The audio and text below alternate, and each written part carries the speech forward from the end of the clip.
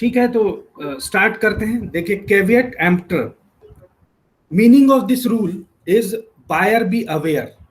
The law imposes a duty on the buyer to very cautious at the time of purchasing of goods. This is universal principle, and section 16 and 17 of Sale of Goods Act contains this provision. The law will not allow to the buyer to take benefit of his own carelessness. It is after due examination, inspections, test and trial of the goods that the buyer should purchase the goods. He cannot say that a seller should have told about the defects of the goods, but the buyer can see and find the apparent defects, if not the inherent ones. The rule, this is a Roman rule, and the rule of Roman is literally followed in India and common law also in England. In common law, the rule laid emphasis that the seller should bring the facts to the knowledge of the buyer unless and until the law of document imposes an obligation on the seller. He is not bound to tell anything about the defects. In this case, Yard versus Hobbs, the plaintiff could not get damages when he was put to great loss, as all the pigs except one died. They were purchased in an auction sale but were ill. The seller did not tell anything about their health and being ill and deceased. The buyer must be careful regarding his own interest. So this is the case. And now we will see the exceptions of this doctrine, caveat emptor. Sir West CJ was in favor of putting restrictions on this rule, as the ambit of business has become wide enough since transactions are made through letter and telephones, and purchaser is not accepted to inspect and test the goods. Hence, need of restrictions. In India, they are provided under section 16 of SOGA and 17 of SOGA 1930. Generally, the purchaser, the point number one, generally the purchaser lets how his object of purchase to and believes in the experience and skill of the seller as in his practice in the ordinary course of transactions.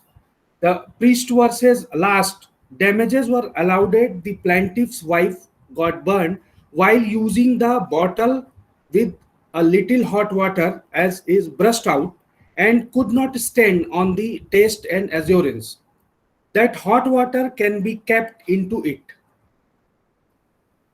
Grant versus Australian Knitting Mills, the damages were awarded to the plaintiff as he got itching on putting on the under woolen pants. His purpose of purchasing was frustrated because he could not further use that, as germs were found in the paint of chemical analysis.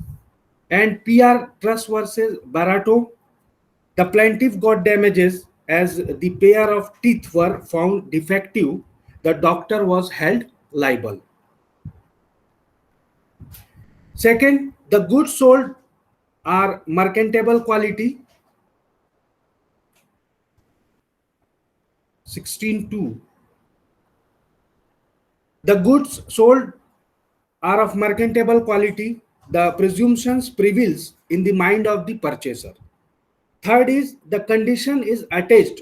Will the goods sold, that the quality of the goods will be as per the agreement and fit for the special purpose of the purchaser.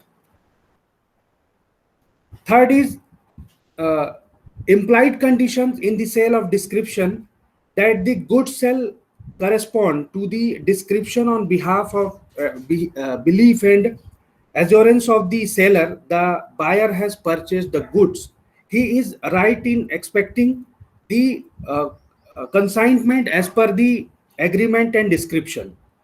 And next is where the sale of goods is sale by the sample, there are implied conditions in that the goods sent will correspond with the goods and the buyer will have reasonable opportunity to compare them with the consignment. Point number 4. Now we will discuss about the statutory provisions in SOGA. Section 16, implied conditions as per the quality or fitness. Section says, subject to the provisions of this act and any other law for the time being in force, there is no implied warranty or conditions as per the quality or fitness for any particular purpose for the goods supplied under a contract of sale, except as follows.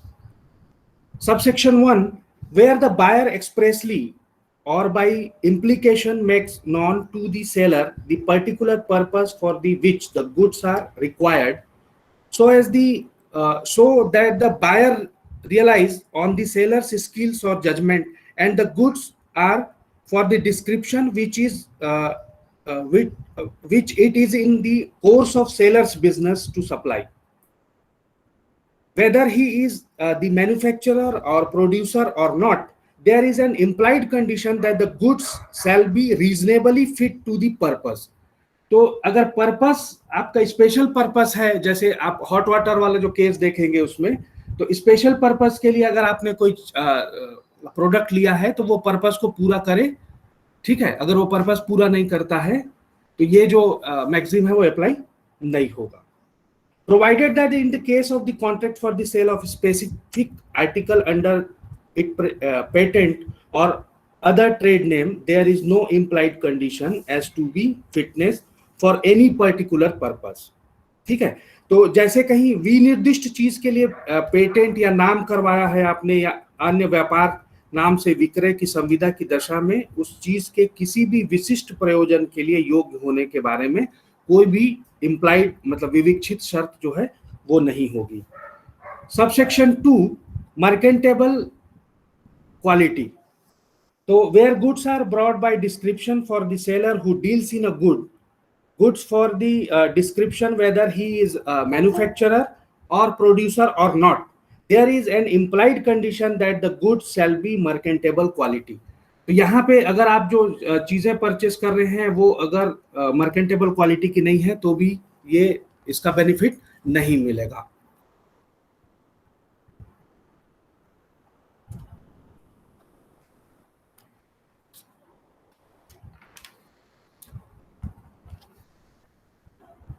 देखिए, provided that if the buyer has examined the goods, ये exception है इस subsection 2 का. Provided that if the buyer has examined the goods, there shall be no implied condition as regard defects which such examination ought to have revealed. Subsection 3, conditions implied by the trade uses. An implied warranty or conditions as to the quality or fitness for the particular purpose may be annexed by the uses of trade. तो trade uses वगैरह में अगर वो चीजें हैं और उसके according नहीं है तो भी ये बेनिफिट नहीं मिलेगा. और सबसेक्शन 4, एक्सप्रेस वारंटी और कंडीशन डज नॉट नेगेटिव और वारंटी और conditions applied by this act unless inconsistent therewith. Now section 17, sale by sample.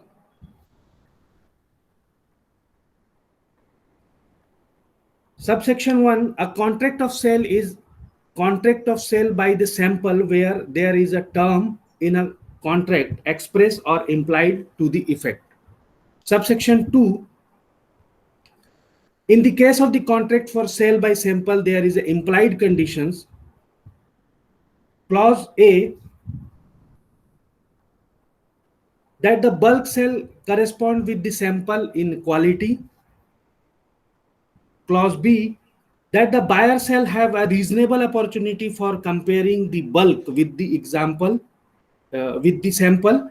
And clause C, that the goods shall be free for any defect, rendering them merchantable, unmerchantable, which would not be apparent on reasonable examination for the sample. ठीक है। Section 17 जो है वो क्या बोलता है कि अगर आप सेल बाय सैंपल कर रहे हो तो यहाँ पे अगर उस सैंपल के आपने जो सैंपल दिखाया था उस सैंपल से अगर मैच नहीं करता है तो ये चीजें हैं। और वहां पे क्या है कि इंप्लाइड कंडीशंस होंगी कि आपने जो सैंपल दिखाया है उस सैंपल की तरह ही होना चाहिए, क्लॉज ए जो है, ठीक है। और दूसरी चीज जो क्लॉज बी बोलता है, आपको रीजनेबल अपॉर्चुनिटी होना चाहिए कि आप उस सैंपल से उसको मैच कर सकते हो, ठीक है। बायर को ये अपॉर्चुनिटी होनी चाहिए, ठीक है। और कि एक मतलब आप जब मैच करते हैं उसको सैंपल से तो आप क्या है कि कोई भी ऐसा मतलब अनमार्केटेबल नहीं होना चाहिए वो जो प्रोडक्ट है वो, ठीक है। तो ये जो कंडीशंस आपको मिलेंगी वो सेक्शन 17 में मिलेंगी, ठीक।